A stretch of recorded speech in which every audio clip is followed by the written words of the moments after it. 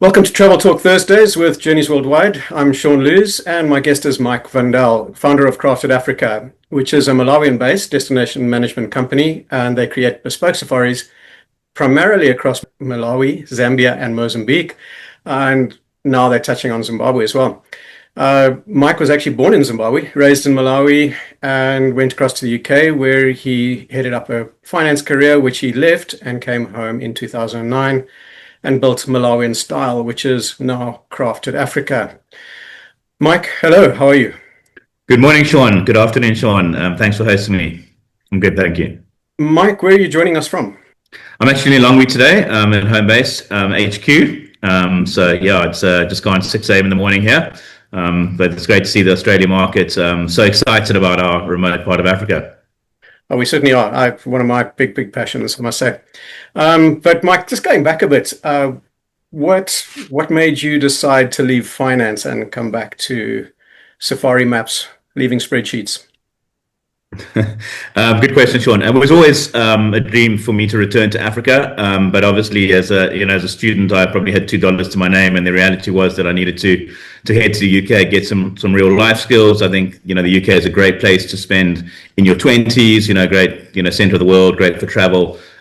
Get some real life experience, business experience, working in various financial operations, understanding the financials, and putting my degree to practice. Essentially, the dream was always to come back to Africa, and I thought that I would, learn how to become a trader, come back to Africa, buy a lodge, sit on my porch, have a gin and tonic, buy low, sell high, and that would be my sort of, my retirement plan. As it turned out, I did work in finance, and I worked my way up to becoming a senior operations manager in a hedge fund, trading what were then known as CLO, collateralized loan obligations, where I had 1.2 billion euros under management. These relied on a substantially good interest rates, and we all know about the credit crunch of 2009. The interest rate got cut. With that, so did performance and management fees, and the opportunity arose to hang my boots up and to volunteer redundancy and travel the world, which I did. And while I was traveling, I realized that the dream that I had was becoming more and more what I wanted to do. I didn't want to go back to London. I didn't want to be owned. I didn't want to have a boss. I didn't want to be in rainy conditions. I flew back to Malawi, and against my family's wishes, telling me that I was an idiot and that I was throwing away an amazing career, and that I can't be a beach bum for the rest of my life, and that I need to grow up. And I even sent my family an email once saying, "Hey guys, I'm doing this whether you like it or not. Best you get behind me." Got a phone call from my mom very quickly. "Don't ever send your family a message like that again." I was like, "Okay, cool, but can you get behind me because I'm doing this?" But as it turns out, getting back to Malawi and in Zambia and Mozambique, I realized there was a lot of product out there. Building a lodge was going to cost a lot more than I had saved up for, and actually maybe working with all the current partners and becoming a sort of an unbiased specialist in the region was maybe more in line with what I should do. And that's kind of where it all started 15 years ago, not knowing anything, not knowing an STO rate, not knowing how commissions work, not knowing anyone in the industry, and starting from scratch. So you started up Malawian style. What exactly was that? So I was under the impression that I would do it all myself, that I would be a one-man band, that I would be the driver, the guide, the marketer, the accountant. We would do scheduled groups. We'd have a group departing every 2 weeks. We would fill these groups up very easily, and that they would just work perfectly. And I had this model, looked at the cash flows. Oh, this is perfect. If we work on 20-30% occupancy, this is a great model. Unfortunately, we never ever managed to fill a group trip. As it turns out, I had people in Malawi saying, "Hey, dude, can you organize a lake weekend? We'd love you to, take your boat and, organize some beers." And, I had people saying, "Can you arrange a trip to Luangwa? Can you do this?" I'd have a family approach me, say, "We want to come and discover Malawi." And as it turned out, the scheduled departure side of things never worked. But the sort of, working with the local circles just to make ends meet, but also getting the odd international booking, planning and curating trips as a more tailor-made, personalized service started to work. Initially, it was just direct clients because the trade didn't believe in the new kid on the block. And then eventually, you get one trade relationship, you get two, you're at the trade shows, you have a beer, you have a laugh, people still think you're the fun guy, but maybe not the professional guy.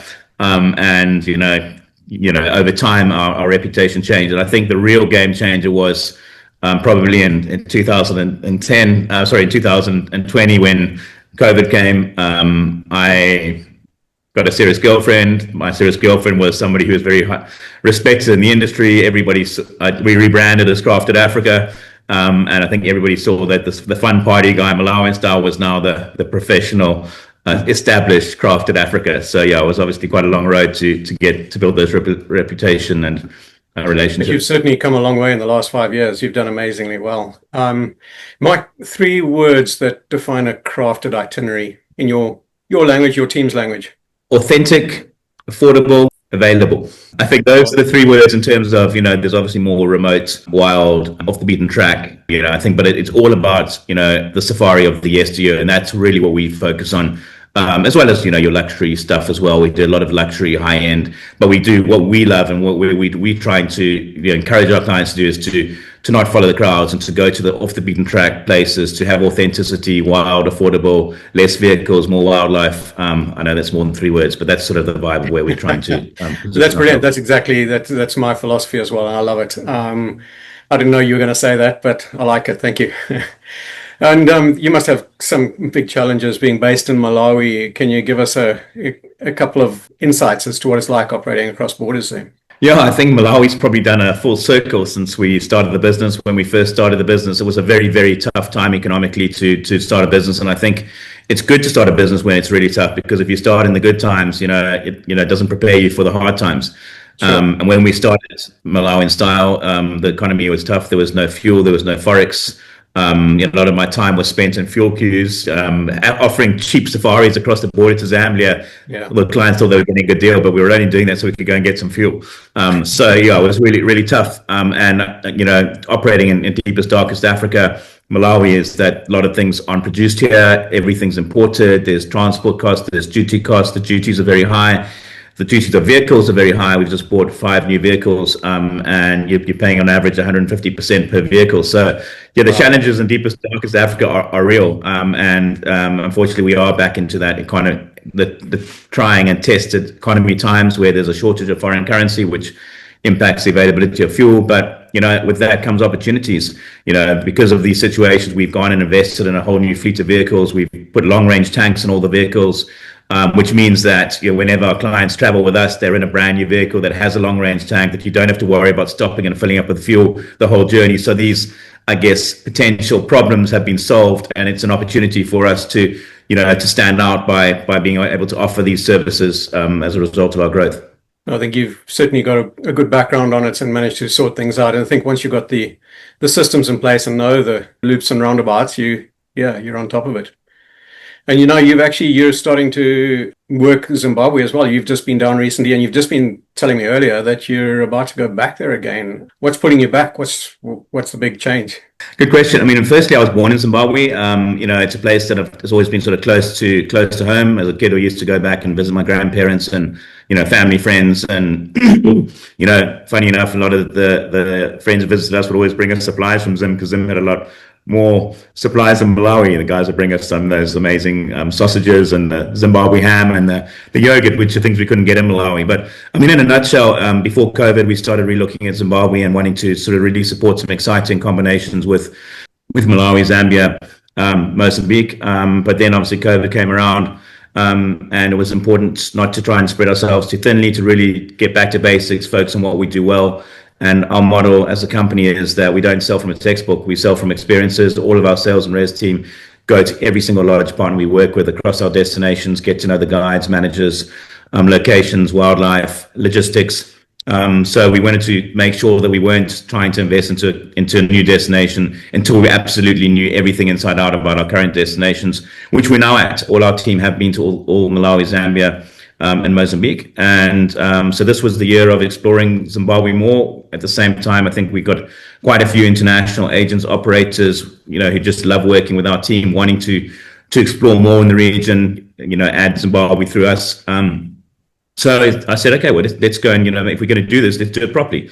Let's make sure everything about the destination we know inside out, link all the lodges in Zimbabwe to our live availability, that if we offer this as a service, we offer it as professionally as we do our other destinations. So, yeah, I went back to minor pools and But initially, like, the lodges were like, you can't come in peak season, you know. And I said, well, I'm not coming any other time. If you want me to come and see your lodges, I want to see you when it's at its best. I'm not going to come at a time of year when, you know, the wildlife might be not what it is. So yeah, I think we said, let's go and do 2.5 weeks. Let's see every single camp. Let's see the logistics. Let's go to the private concessions. Let's go to the central region. Let's go inland.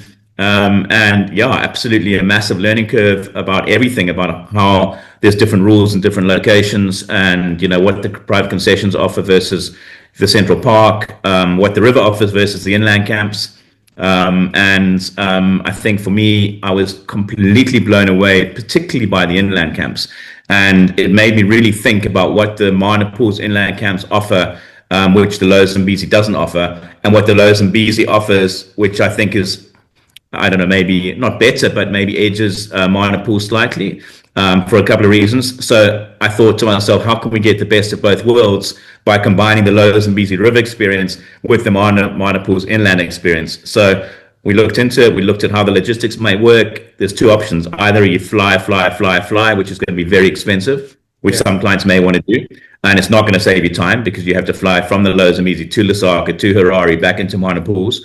The other option is you have a really beautiful, peaceful river trip up the river, get to the border, clear customs in Chirundu, and then have a sort of 2-hour game drive through the park to the inland camps, which, whilst it's still going to take 5-6 hours, depending on where you're coming from, you know, I think that's a much more affordable and actually a little bit of an adventure. So we just wanted to go and test that and make sure that everything we've been told in terms of timings, logistics, ease of travel, comfort of boats, comfort of vehicles is where we want to be. And if there's any adjustments that we need to make for our clients, we can make that before we actually send somebody on that particular trip. Sadly, I mean, minor pools has got to be my most favorite park anywhere, but I sadly haven't been back in quite a few years. And certainly when I was there, those inland camps, there was only self-camping and there was nothing there. There was a couple of bricks which denoted where you could put your fire, and that was literally it. And those areas were amazing. I always remember just absolutely loving those areas. I'm dying to go back, and I'm dying to see what comes of your trip now in a couple of weeks' time. Which river camps did you go to on the Zimbabwe side?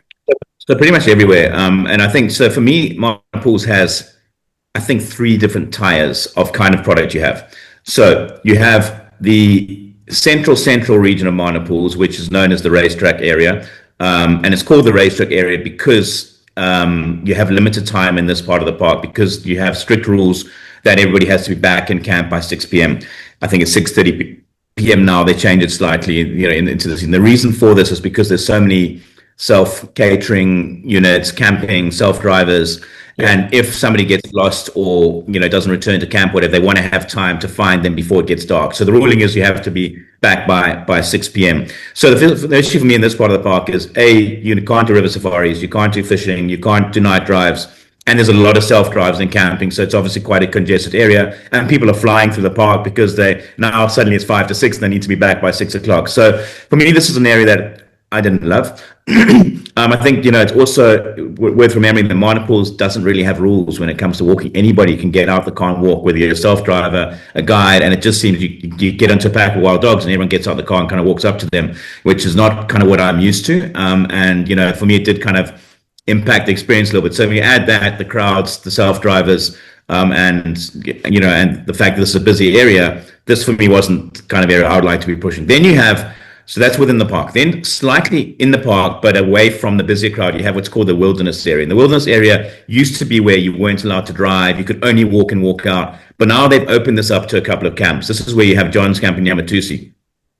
So here they kind of got, it's not quite private concession, but it's almost like a sub-private concession. That it's a lot wilder, less people around. You don't have to worry about, you know, the self-drivers. You still can't do night drives, but because you're on almost like your own little concession, you can go to the river in front of your lodge, watch the sundown, and, you know, gradually get back by 7 o'clock. So you have a little bit more flexibility with these camps, and there's less crowds around, and the wildlife is really good. So I did really enjoy, but you still can't do river safaris and technically can't do night drives. Then you have the private concessions. So on the east and the west, on the very west side by where Mana West Airstrip is, you have the Rukamuchi concession, which is where Wilderness have Rukamuchi and Little Rukamuchi. Really wonderful area, quite a big concession, borders on a hunting concession. So it's really interesting that the animals know that. And there's like a little river that divides the two. And when they're on the sort of safe side, they're chilled and relaxed. And as they cross the river, you just see them go into panic zone. But they have to go there to get food. So it's really interesting seeing how smart the animals are, and that they know that that's the hunting concession. And then you have Minor Sands concession, which is a very small concession next to Wilderness, but really beautiful new boats, beautiful new vehicles, a lot of wildlife around there. And then you've got the Bundu concession, a much bigger concession. Lodge is a little bit older, but really beautiful area. This is all on sort of the west side. Then you obviously have the main busy area. Then as you come out going towards the east, you have the Wilderness area, and then you have, which is actually the Sapi Reserve, where Chiquania Wilderness is, and the Great Plains in their concession, which is really beautiful, but a recovering hunting concession. So the wildlife, but it's doing really well. Love what Great Plains are doing in terms of their reinvestment in conservation and reintroducing wildlife. And they had a pack of wild dogs in the boma when we were there, and understanding their story and the monitoring and evaluation. So this is also the riverside, and obviously private concessions for me are first choice over the sort of slightly busier middle. Then you have the private concessions inland. Now, for me, these were the stars of the show, because what happens here is there's obviously no water, no river. You're 60, 70 kilometers from the river, and all these private concessions are pumping their own water holes. So any wildlife within that area are coming to that water hole at least once a day to drink. So the likes of Ingwipan, Kanga, which is African bush camps, Kavinga, which is sole owned, the amount of wildlife we saw coming through. I mean, Kavinga, we had 3 herds of buffalo in 24 hours. We had lion drinking from the photography hides 2 nights in a row, literally a meter and a half from our face, looking and videoing these lion drinking. They're having leopard drinking every night there. And literally, because it's on a sort of little, sort of like a mini sort of cliff, elevated, looking down on the on the park, you can see when anything's coming. When the dusts of the buffalo, they're coming. So then you just run down into the hide and get ready. And there's elephants all day, huge herds of elands, zebra, warthog, thousands of impala.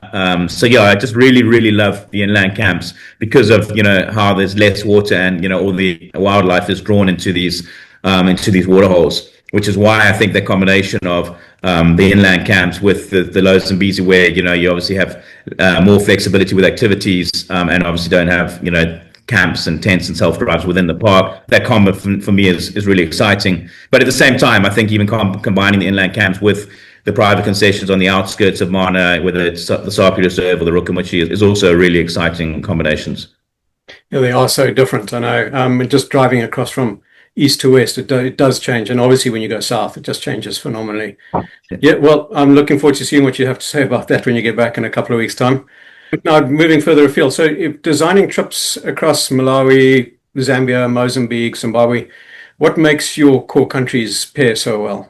I think, if we talk about Malawi, Zambia first, because that's always been an incredibly popular combination for us, is Malawi is very, very unique in the fact that maybe because it's poor, maybe because there's no money to reinvest, maybe because it's cheap, people aren't coming in. They're not coming in and investing in the camps. They're not coming in and investing in the parks. And, there's definitely 2 sides to that story. Malawi's economy could probably do with more investment. But what that does is it means that any tourist coming into Malawi, going to the parks of Malawi, has got a safari of the 70s. You've only got 2 camps in each park. You've got this wild, authentic, affordable experience with that. African parks have come in and done amazing conservation success stories and reinvested, created job opportunities, built fences, and really made the parks flourish. So the wildlife in Malawi has gone through the roof, but you don't have the situation where, because it's so good, there's more camps coming in. So you take this with Malawi's Lake Malawi, the Lake of Stars, crystal clear blue water, over 800 species of tropical fish endemic to the lake. Mulanje Mountain, Malawi's answer to Kilimanjaro without the crowds. It's only 10,000 feet, so there's no altitude sickness. The beautiful tea estates, the plateaus, the lake, the parks. The fact that it's a relatively small country, it's a relatively affordable country. It's easy to get around. You don't need to pay for expensive charter flights. It's renowned for safety and the friendliness of the locals. Yeah. And you pair that with across Zambia, where Zambia's also got amazing wildlife, but our wildlife is slightly different in the fact that where we've been incredibly successful, black rhino, sable, cheetah, there's less of those species in Zambia. Yes, you've got some white rhino up in Victoria Falls in the Livingston area, and you've got some cheetah in the Basanga Plains.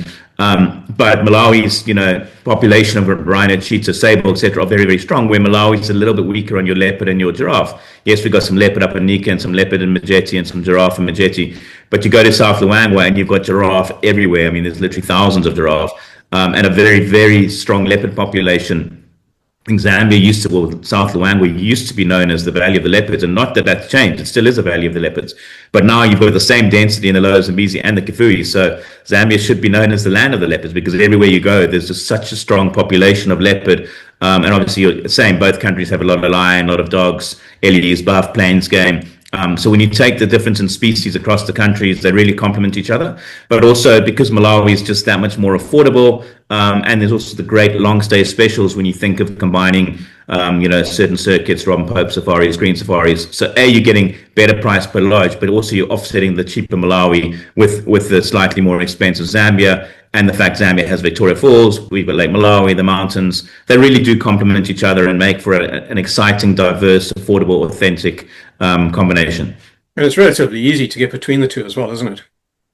Very easy. So Lilongwe, the capital of Malawi, across to Mfuli, which is South Luangwa, is actually only about 300 kilometers. It's a 55-minute flight. If you go on a seat rate flight, it's operated by Nice Express to do that seat rate. But we also quite often do road transfers. So when I sent my operations and finance team this weekend for a team bonding, we just sent them by road, and it's about a 6-hour road transfer. And the way that we do it is we don't send our vehicles into Zambia just because the border can take a bit of time. So we have partners across in Zambia. They meet us at the border on the Zambia side. We send our vehicle to the Malawi side. The clients literally stamp their passports, walk across, get in the car and go, and not having to worry about the logistics of clearing the vehicles and registering and paying carbon tax and all that. So that does make it relatively smooth. It's probably going to take you a few more hours if you go by road, but obviously it's way more affordable if you're having a group or a family that want to save a few pennies. We've also got direct flights between Lilongwe and Lusaka and Harare, and that's Malawian Airlines, and that does like a triangular route, and it rotates every day in which direction it goes. And that's an hour flight either way, hour to Harare, hour to Lusaka. So if you want to skip Luangwa and go, say, straight into Lower Zambezi or Kafue, it's very easy to. And what we quite often have is, say, Australian market who want to fly Emirates, and Emirates doesn't come into Malawi, they'll buy a return flight into Lusaka, and then we'll just get them that one hour flight from Malawian Airlines back to Lusaka to get their connection onwards via Dubai back to Australia or whatever. So that also works quite well. Okay, excellent. And a recent itinerary you're proud of? Anything in particular?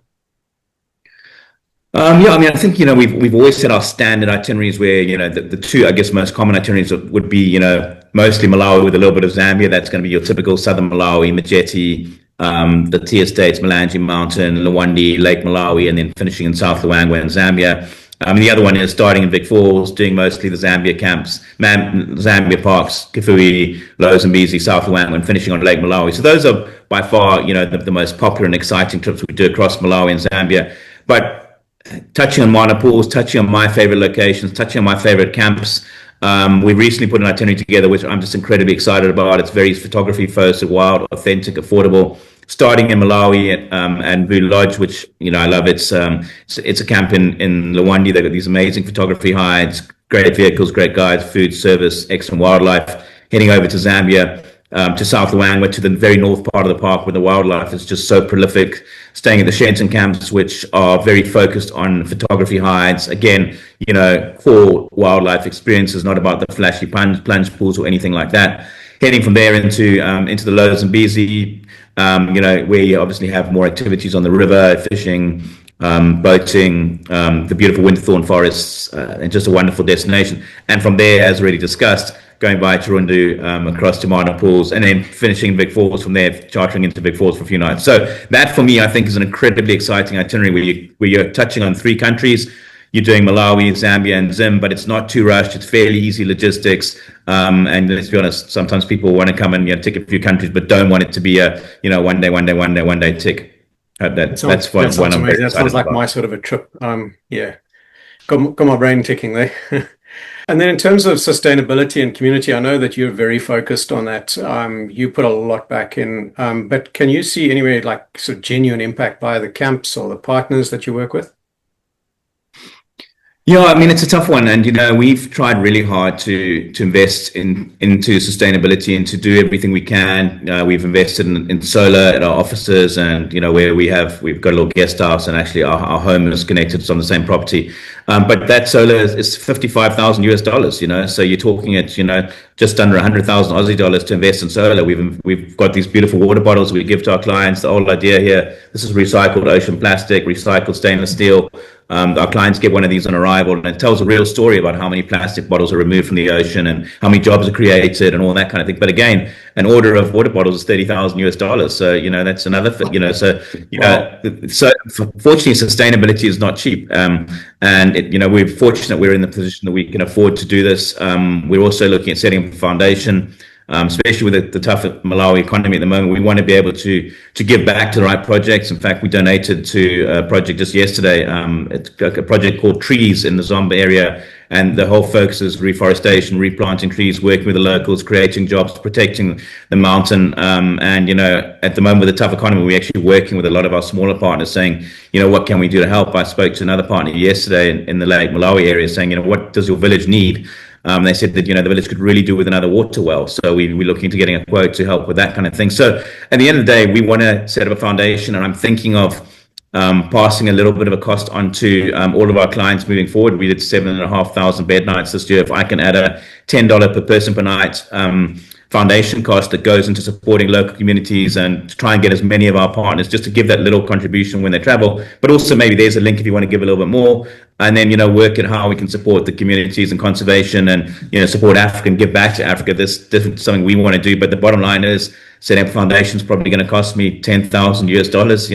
And unfortunately, there's not everyone has that money around to do that. So I'd love to be able to say that more people in Malawi are investing in sustainability, but the bottom line is it's really, really expensive. But one of the things we have seen is we have a plastic ban on the property. Nobody's allowed to bring plastic onto the property, the office, the house staff, who look after our, keep the office clean and all that. And we've seen them starting to post on LinkedIn and stuff about the importance of preserving the country. Now their sisters, their friends, their families, this knock-on effect of no plastic. We're starting to see the results as a result of the policies we're putting in place, and we just obviously love to see more of that and to help other communities, focus on sustainability. Oh, that's brilliant. That's really good. It's amazing how that ripple effect does take place. That's great to see it on the ground. So moving on to any practical tips for the listeners from your point of view? I think one of the questions we always get asked is why can we only bring 15 kilos of luggage? And obviously you're flying on smaller planes, and there are weight restrictions. But then I also mention to people, remember that the lodges you're staying at are doing your washing every day. So travel light, bring the things that are necessary.